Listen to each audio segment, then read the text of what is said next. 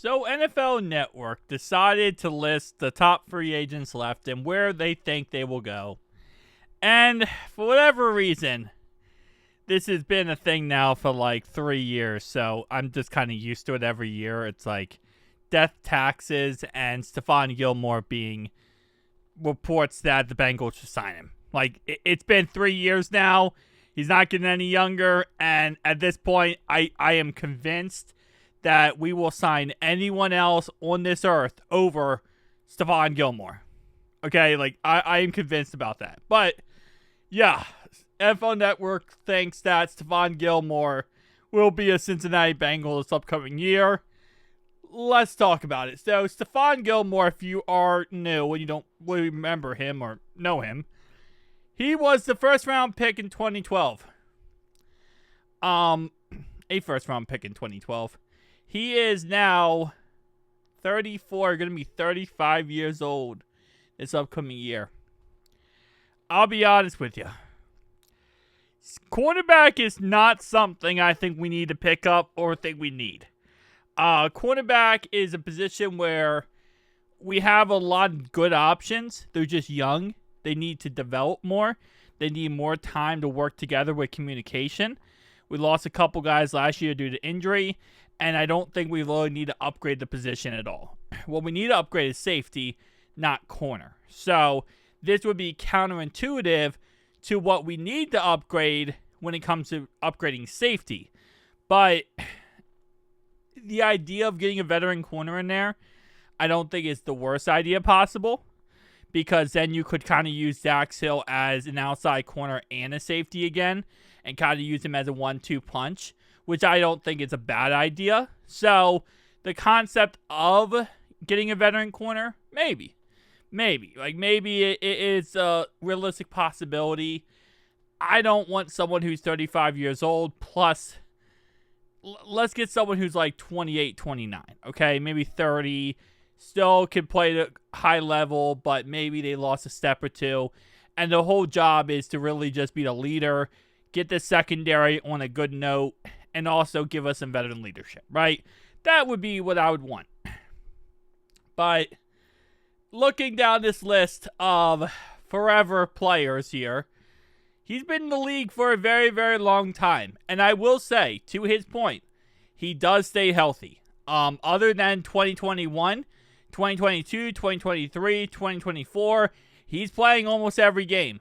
And that is definitely, W for him, because at his age, especially at the cornerback position, they're prone to injuries, prone to missing games, this and that.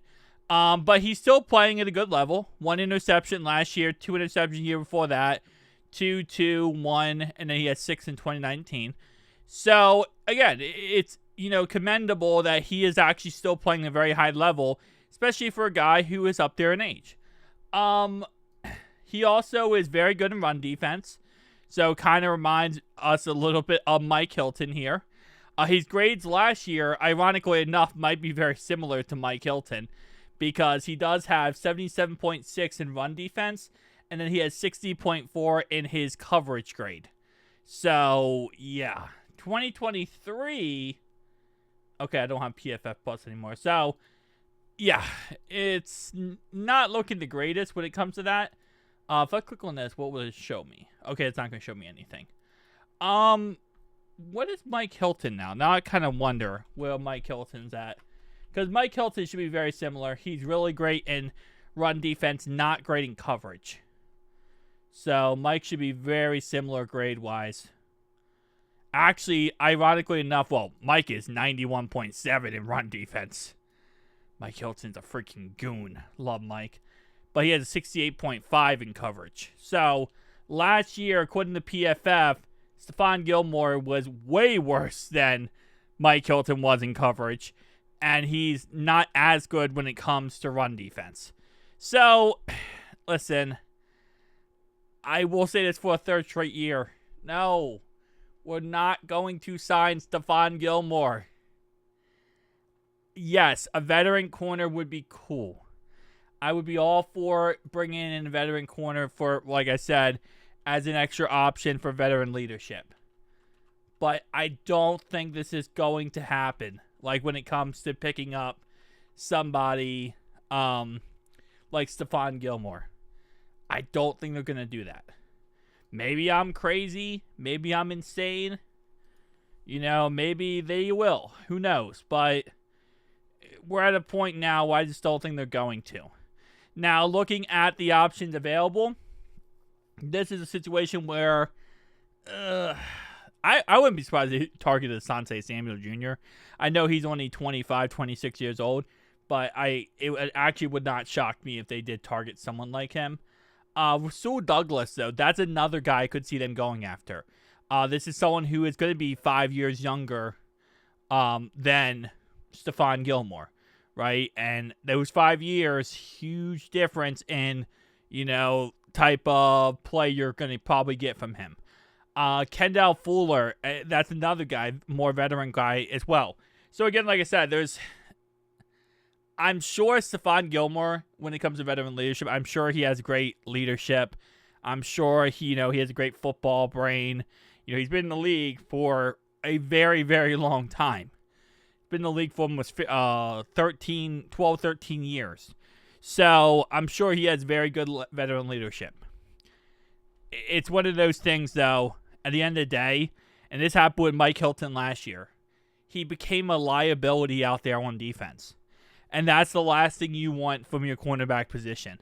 The last thing you want from corner or safety is for them to be a liability. And that's just kind of how it is. And a lot of corners, when they get older, I see some corners, when they get older, they convert to safety because they lose a step and they can't go one-on-one with someone anymore. So they become safety because of that. I'm actually surprised Stephon Gilmore hasn't eventually just converted to safety, because I feel like that would probably be the best bet for him. But at the same time, I don't know. Maybe he just, actually, I don't know why he doesn't, actually. I guess maybe the size is not going to be best for him. But if he's not really great in coverage and he's just good in run defense, you could really just get him a safety, make him a strong safety, put him in the box, and use him like that. But again, I think it's probably a size thing. He's probably not big enough to be a strong safety. Let's see, what's his size? He's 6'1", 190. Yeah, he's not gonna be a strong safety.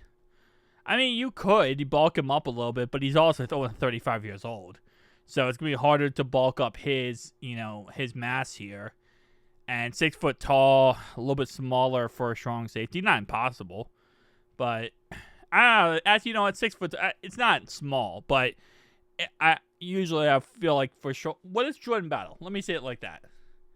Someone's going to comment down below and be like, how you say 6 foot tall is small? It's not small, but it's Jordan Battle right now is 6'1". Okay, so yeah, 6 foot tall is fine then. My point is, I feel like, I guess really a strong safety, you're just putting him in a box, putting him over the middle.